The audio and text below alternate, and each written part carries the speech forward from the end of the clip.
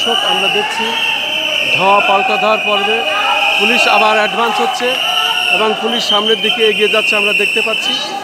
ঠিক আবার তারা এগিয়ে যাচ্ছে, এটাই আমরা দেখতে পাচ্ছি এবং সেটাই আমি সরাসরি দেখিয়ে যাচ্ছি।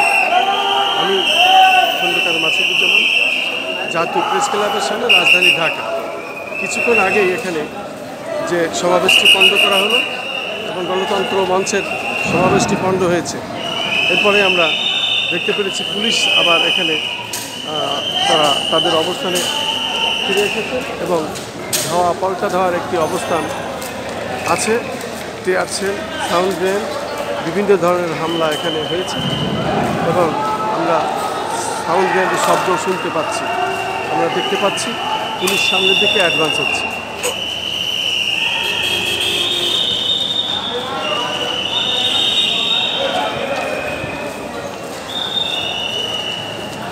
শুধু দর্শক,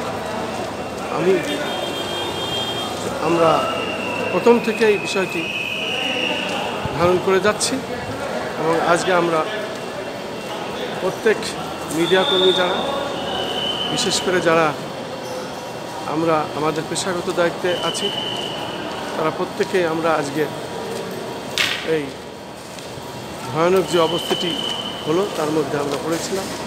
বিশেষ করে টিয়ার সেল, সাউন্ড গ্রেনেড, তো এখানে যেভাবে টিয়ার সেল হয়েছে তাতে অনেকেই আমরা আহত হয়েছিলাম। তারপরে আমরা কিছুটা সুস্থ হয়ে আবার ফিরে এসেছি।